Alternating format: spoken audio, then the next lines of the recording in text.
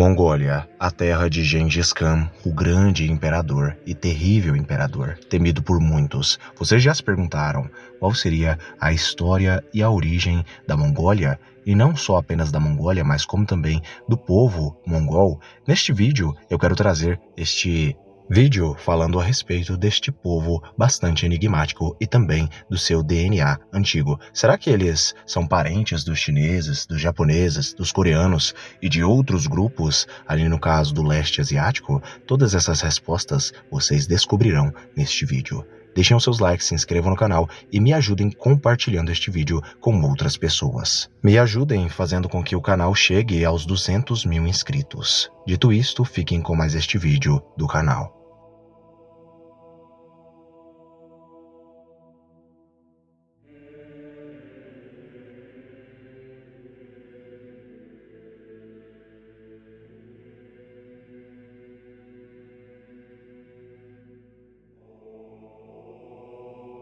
A Mongólia é um país sem litoral no leste asiático, limitado pela Rússia ao norte e pela China ao sul. Abrange uma área de cerca de 1,564,116 km², cerca de 603,909 milhas quadradas, com uma população de 3,5 milhões, tornando-se o estado soberano mais escassamente povoado do mundo. A Mongólia é o maior país sem litoral do mundo, que não faz fronteira com um mar fechado, e grande parte de sua área é coberta por estepes gramíneas, com montanhas ao norte e oeste e o deserto de Gobi ao sul.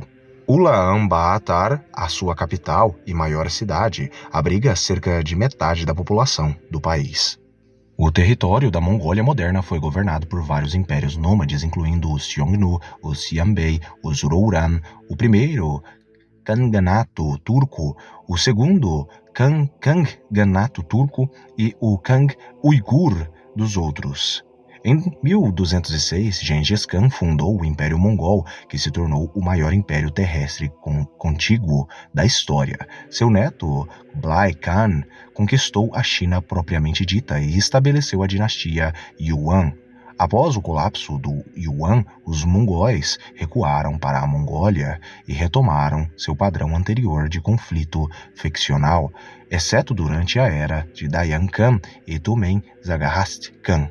No século XVI, o budismo tibetano se espalhou para a Mongólia, sendo liderado pela dinastia Qing, fundada pelos Manchus, que observou o país no século XVII. No início do século XX, quase um terço da população masculina adulta eram monges budistas. Após o colapso da dinastia Qing, em 1911, a Mongólia declarou independência e alcançou a independência real da República da China em 1921.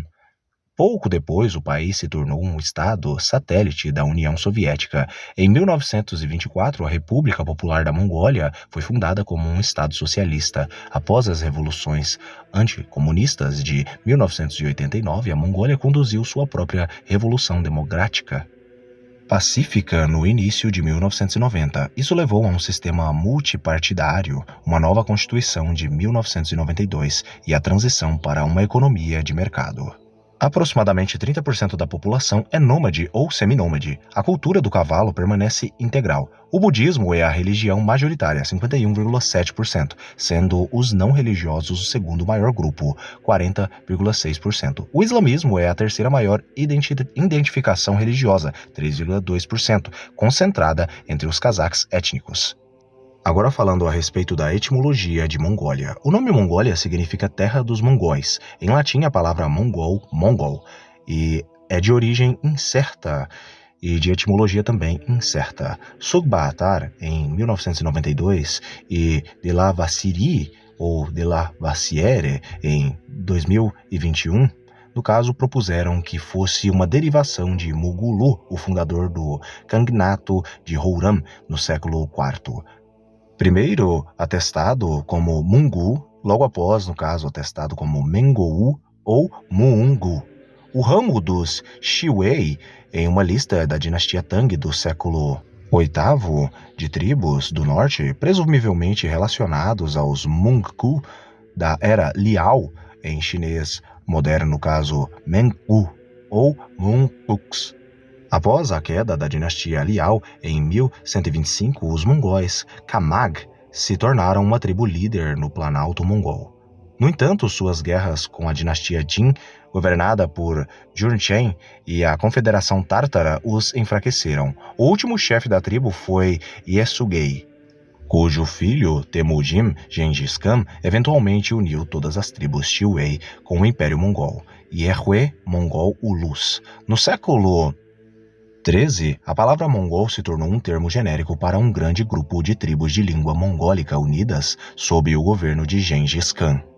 Agora falando a respeito da população da Mongólia, do povo da Mongólia. Os mongóis são um grupo étnico do leste asiático nativo da Mongólia, China, Mongólia Inferior e outros 11 territórios autônomos, bem como das repúblicas da Buriácia e da Kalmúquia da Rússia. Os mongóis são o principal membro da grande família dos povos mongólicos. Os Oirats e os Buriats são classificados como grupos étnicos linguísticos distintos ou subgrupos dos mongóis. Os mongóis são unidos por uma herança comum e identidade étnica. Seus dialetos indígenas são conhecidos coletivamente como a língua mongol. A área geográfica contígua na qual os mongóis vivem, principalmente, é chamada de Coração Mongol, especialmente em livros de história. Os ancestrais dos mongóis modernos são chamados de proto-mongóis.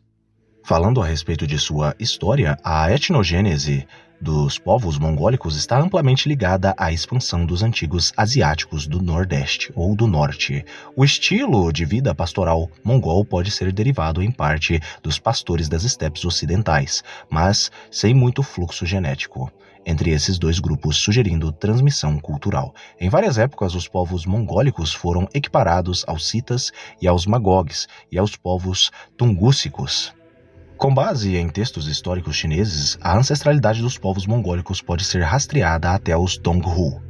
Os Donghu eram basicamente uma confederação nômade que ocupava o leste da Mongólia e a Manchúria.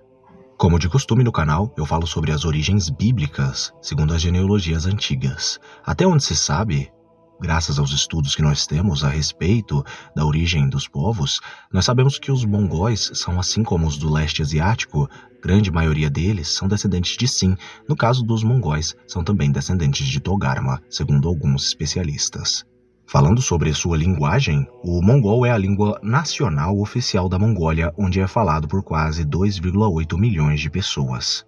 Agora falando a respeito do parentesco e da vida familiar, a família mongol tradicional era patriarcal, patrilinear e patrilocal. Esposas eram trazidas para cada um dos filhos, enquanto as filhas eram casadas com outros clãs. Os clãs que tomavam esposas estavam em uma relação de inferioridade com os clãs que davam esposas. Assim, os clãs que davam esposas eram considerados mais velhos ou maiores, em relação aos clãs que tomavam esposas, que eram considerados mais jovens ou menores. Essa distinção simbolizada em termos de mais velho e mais jovem ou maior ou menor foi levada para o clã e a família também. E todos os membros de uma linhagem eram termologicamente distinguidos por uma geração e idade, com o mais velho superior ao mais novo. Na família tradicional mongol, cada filho recebia uma parte do rebanho da família ao se casar, com o filho mais velho recebendo, no caso, mais do que o mais novo. O filho mais novo permaneceria na tenda dos pais cuidando de seus pais e após a morte deles herdaria a tenda dos pais, além de sua própria parte do rebanho. Este sistema de herança era obrigatório por códigos de leis como o Yasa, criado aí pelo próprio Gengis Khan. Da mesma forma, cada filho herdou uma parte das terras de acampamento e pastagens da família, com o filho mais velho recebendo mais do que o filho mais novo. O filho mais velho herdou as terras de acampamento e pastagens mais distantes, e cada filho, por sua vez, herdou terras de acampamento e pastagens mais próximas da tenda da família, até que o filho mais novo herdasse as tendas, ou pelo menos as terras do acampamento e pastagens imediatamente ao redor da tenda da família. As unidades familiares frequentemente permaneceram próximas uma das outras e em estreita cooperação, embora famílias extensas inevitavelmente se separassem após algumas gerações. Agora falando a respeito da genética do povo mongol. Os mongóis e outros grupos de língua mongólica mostram alta afinidade genética entre si, seguida pela proximidade genética com povos da Ásia Central e Oriental. Falando a respeito do DNA autossômico, estudos genéticos em populações mongólicas descobriram que elas eram bem ajustadas por uma mistura tripla de ancestralidade do tipo Nordeste Asiático Antigo, ou Northwest Asian, com quantidades variáveis de ancestralidade, aí no caso do tipo do Rio Amarelo, ou Yellow River DNA, e também de pastores das estepes ocidentais.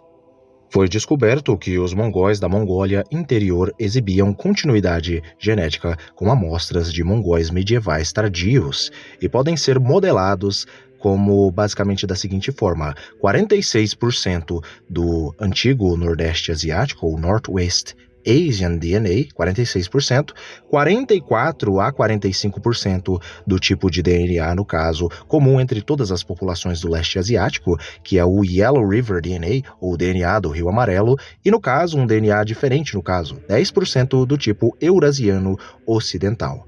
Alguns estudos também vão dizer que eles possuem também o famoso Amur River, ou DNA Amur, ou do rio Amur, que basicamente ele é comum em algumas outras populações, como os coreanos.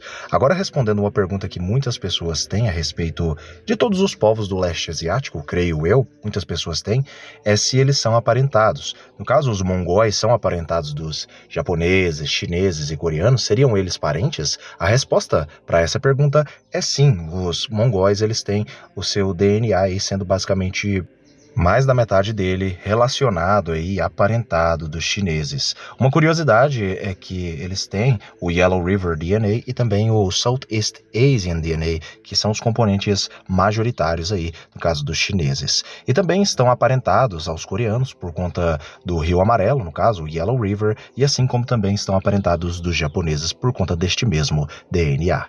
Eu espero que vocês tenham gostado deste vídeo, fiquem todos com Elohim e até o próximo vídeo do canal Mistérios de Elohim.